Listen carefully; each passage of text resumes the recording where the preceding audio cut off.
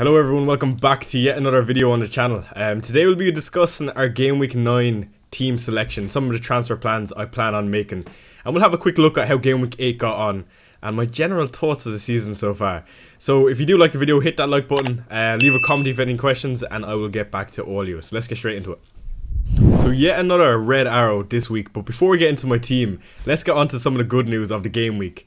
Of course, we made 2 free transfers this week, moving on Bukayo Saka onto Young-min Son, and we moved Anton Semenyo onto Alejandro Garnacho, which on paper looked like 2 monstrous moves. And when in a game week where you make 2 moves like this, I mean, you kind of expect a green arrow. And of course, Spurs was a 12:30 kickoff. We seen what happened with the Son assist, which I thought initially was an assist, but of course, after with replays, completely makes sense. I don't know why it took so long for the clarification of the points, but of course disappointing, but I think it was the right answer in the end. Of course, Alejandro Garnacho looks like a beautiful pick, and I'm delighted with it, of course. I genuinely thought throughout watching him in the last few weeks, even though with the little slight knock with his knee, I just felt like that was United trying to protect him a small bit during the international break. So of course Garnacho played absolutely out of his skin, and he picked up a goal and 3 bonus. And it's always a good sign when other managers are looking towards players that you just brought in. So like I said, we are currently on a little red arrow to 2.5 million in the world. Again, I feel like I'm playing quite well. It's just there's a lot out of your control that you can't really manage. So I'm actually quite happy with where I am. I know a lot of people would be disgusted at this type of rank, and I can understand if you're like, oh, you're a content creator and all this, but again, still early days in the season, and I'm not too worried. I feel like I'm playing quite well. It's just a lot of things aren't quite going my way. For example, let's start with Saliba. I mean, I think we seen in another game during the weekend, Liverpool-Chelsea, a red card was not given to Tosin Adebayo, and I think on another day it is, and for example the Saliba one it isn't. So you win some, you lose some. In this sense, of course, unfortunate with Saliba. Whether or not you deem it as unfortunate or just a bad pick, that's up for debate, I suppose. And he is one that I'll be looking at to potentially get rid of. Of course, it is good to note that this is only a one game ban rather than a 3. But the fixtures for the Arsenal assets aren't looking great going forward anyway. But we'll get onto that when we go on to my team selection. Of course, the double City defence letting us down, doing what they do best, and you would have thought on paper it was a really nice fixture. And it's really difficult to get rid of either of those 2 guys going into Game Week 9. Trent, of course, with a disappointing blank against Chelsea, but I think going forward he's definitely one to hold on to. Dibbling, Mbeumo, and a Garnacho and Son, who we already talked about. Mbeumo didn't really get a touch, to be honest, in that United game, but again, you almost felt like you had to start him in this type of game. United kind of looked a bit frail going into this before the international break. So I don't regret my decision there. I suppose the one that is debatable is the Dibbling one for Rodgers, and a few people give me slack about that. I can understand that, but I was chasing the upside, and that is just the type of manager I am. If I see a gap in the market, I'm always going to take it, whether or not it is the logical one or not. Of course, Solanke playing CDM for Spurs. I know a lot of people were very disappointed with his performance. We'll get on to some of my thoughts about Solanke in the next section. But also Haaland with another blank, the 3rd week in a row of me owning him. And then Kai Havertz also with a blank. And I just feel like that red card probably changes the complexion of that Arsenal game if Saliba doesn't get sent off. But it is what it is. I'm not one to complain about this type of thing. And going forward, I still think we look quite bright. Of course, quite disappointing to have the 6 points from Rodgers and the clean sheet from Everton's Mikalenko. But that's the Game Week 8 team. Let's move on to Game Week 9.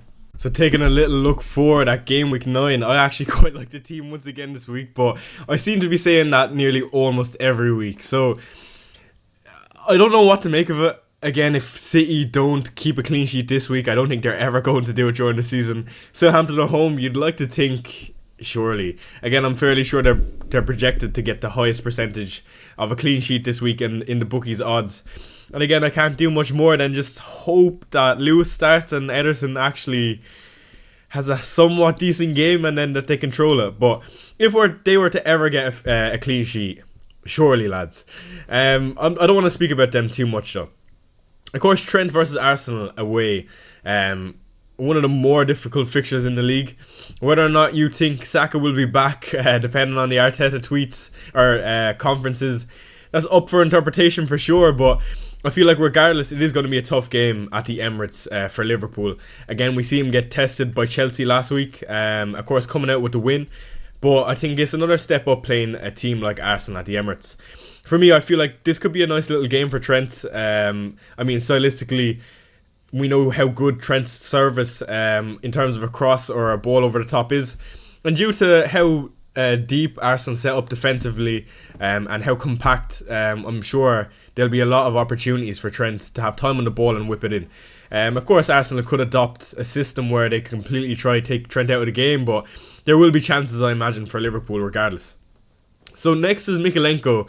He is Fulham at home, which is a nice fixture.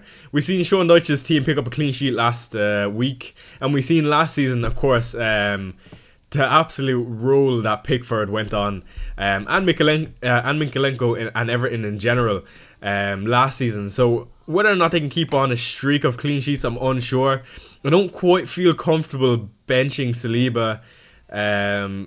Even though I don't have a choice, I could move him on, and I think that is one of the moves that I'll be looking at, and we'll get onto that in a second.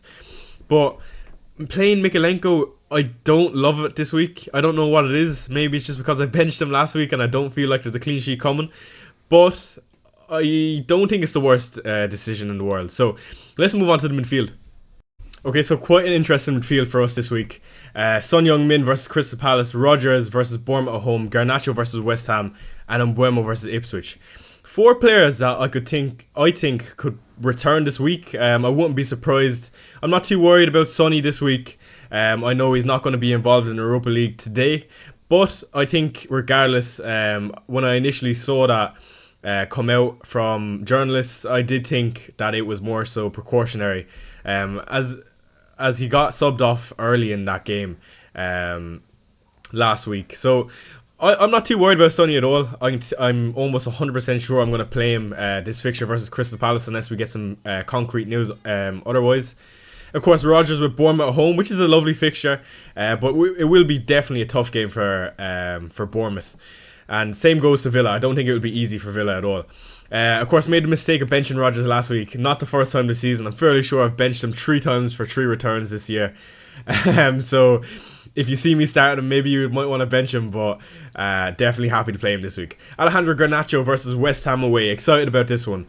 I think this is a lovely fixture versus West Ham for United. West Ham have been so leaky at the back, and I just can't put my finger on why they can't defend. You would have thought with a few signs like they would be a bit more solid, but they just haven't quite clicked yet. Garnacho, of course, exciting. He's a 90-minute man and he's playing out of his skin in recent weeks. Hopefully this recurring knee injury doesn't happen again and that he's fit to play. It's never a good sign seeing a young player like him having tape around his knee area, but let's see what happens with him, and I'm delighted to own him. I'm so excited. And it's punts like this that keep the love for this game for me, regardless of what my rank is. Of course, I forgot to mention we've 3 free transfers in the bank and 0.9 to work with.